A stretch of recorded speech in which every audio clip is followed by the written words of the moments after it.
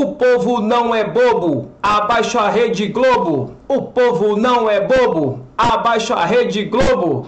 Eu aposto que você já ouviu isso pelo menos uma vez na vida. Pois é, isso aqui foi muito cantado pelo pessoal da esquerda, que ali, meados dos anos 2000, dizia ter uma raiva da Rede Globo. Eles até criaram aquele apelidinho de Globo Lixo. Acho que veio deles, não sei de onde veio. Mas a Rede Globo, pessoal, conseguiu uma façanha. Porque eles conseguem ser odiados ao mesmo tempo pela esquerda e pela direita. Olha que façanha. Porque ninguém consegue unir esses dois espectros políticos do Brasil. A gente discorda em tudo da esquerda, eles discordam em tudo da gente, mas a gente concorda que a Rede Globo não presta. Pensando nisso, eu resolvi fazer aqui para vocês um vídeo sobre a história nebulosa da Rede Globo. Então essa é a primeira parte de duas, porque é tanta podridão que eu tive que separar em duas partes. E essa é a primeira. Então, se você gosta do meu conteúdo, não deixe de dar o like do vídeo, se inscrever no canal e compartilhar com a tia do Zap para esse conteúdo chegar em mais pessoas e mais residências, quase igual a Rede Globo.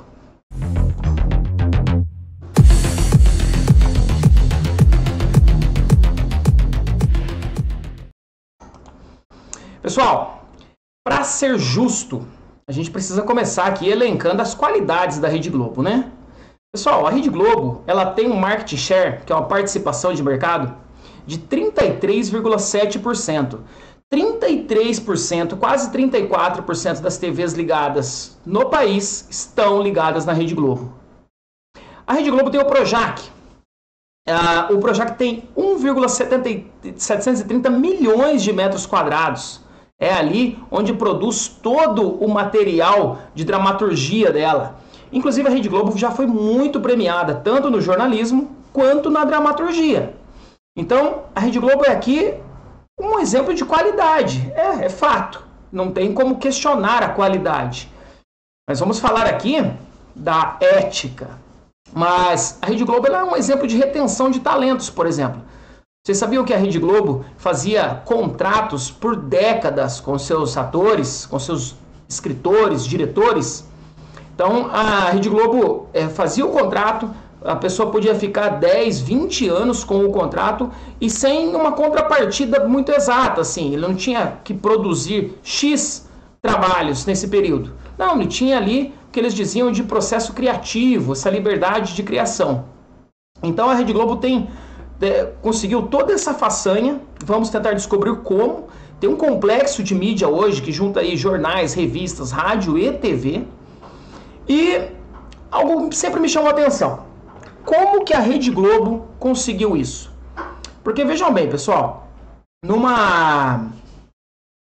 num livre mercado, o que deveria acontecer? As TVs brasileiras que estão ali da concessão pública, porque a TV no Brasil é uma concessão, o governo cede essa concessão para as redes de TV, para as pessoas, porque tem um dono.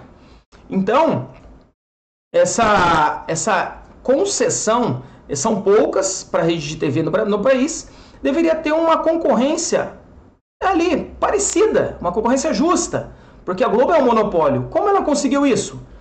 Como que ela conseguia, hoje não consegue mais, mas conseguia oferecer vantagens tão grandes, além dos outros, para ela ter um monopólio do mercado?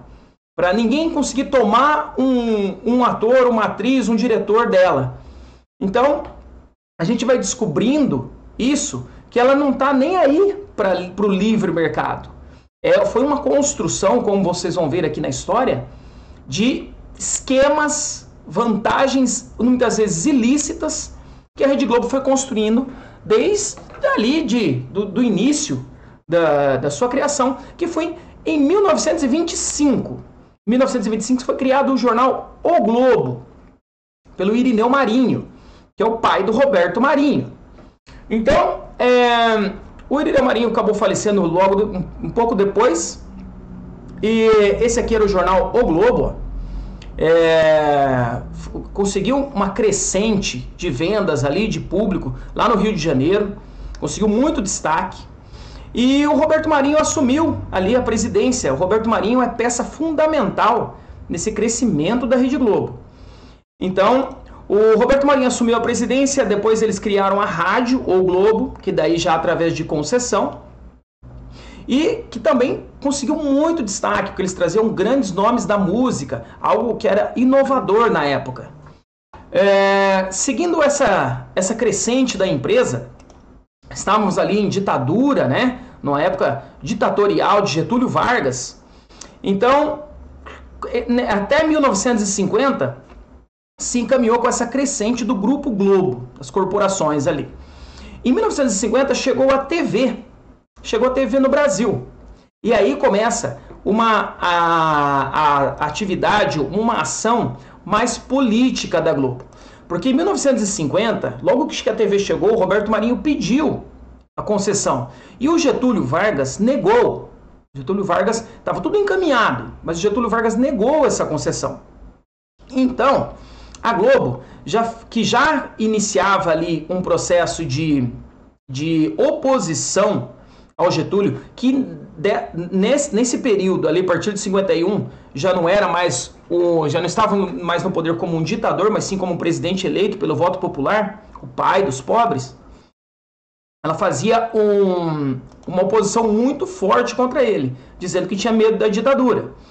E o Carlos Lacerda era um desses porta-vozes ali, que fazia uma campanha muito forte contra o governo. Acontece que em 1954, o Carlos Lacerda sofreu uma tentativa de homicídio. Inclusive, o segurança dele foi morto. E as investigações foram acontecendo e apontavam para uma participação da guarda do então presidente Getúlio Vargas. E a Globo continuava na campanha, naquela destruição de reputação que vocês conhecem bem como ela faz. Aí, em 1954, o Getúlio Vargas se suicidou. Suicidou-se o Getúlio Vargas, deu um tiro no peito. E a Globo, que já era líder de audiência, foi a principal, apontada como uma das principais culpadas por essa oposição, por esse fim trágico do Getúlio Vargas. E ali iniciou-se uma revolta. Inclusive, tá vendo nessa imagem? Carros do Grupo Globo tombados. O pessoal queria entrar lá e invadir a sede da Globo, queria depredar as coisas lá. Foi uma situação muito tensa. E a população apontava a Globo como uma das grandes culpadas por toda aquela situação que estava acontecendo no país. Aí, na sequência, passado esse episódio, que já é um episódio onde fica mais clara a atuação política da Globo, veio em 57 o Juscelino Kubitschek e aprovou o pedido de concessão. Então, seguimos a Globo ali se organizando, começando a TV, e veio 1964, onde o presidente da época era João Goulart, e ele estava estatizando as refinarias do país e também propriedades privadas agrárias para fazer uma reforma agrária. O João Goulart era muito alinhado ao comunismo e a Globo estava totalmente contra essa ameaça comunista no país.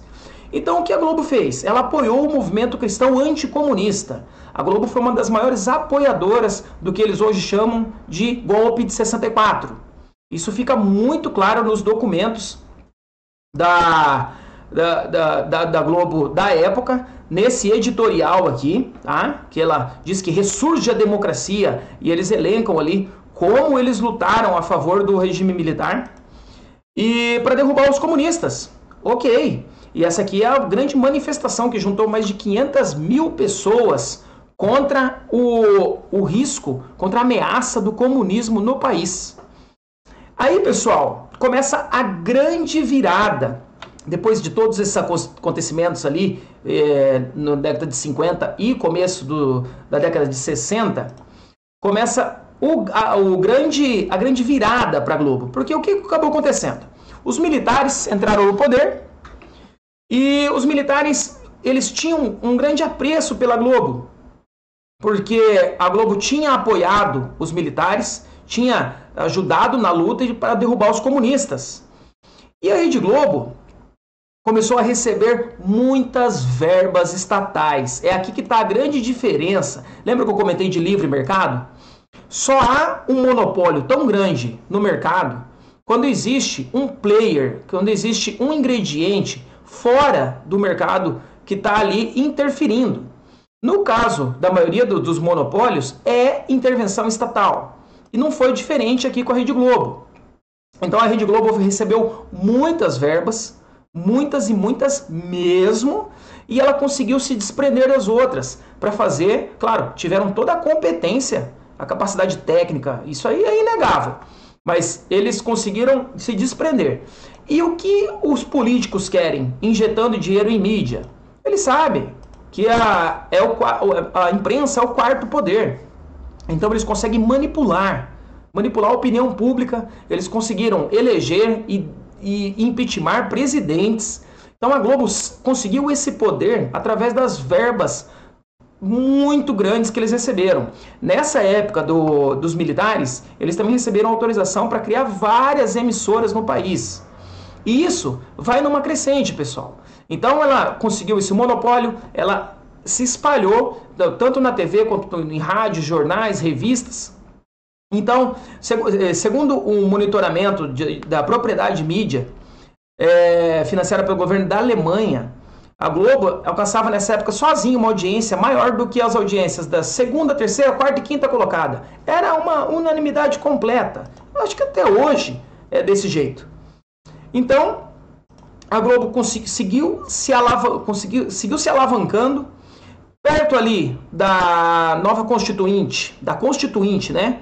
De 88, a Globo percebeu que como eles estão interessados só no dinheiro, que os militares estavam perdendo o espaço, então ela já foi se aliando ali a outros players que iam assumir o poder a partir de então.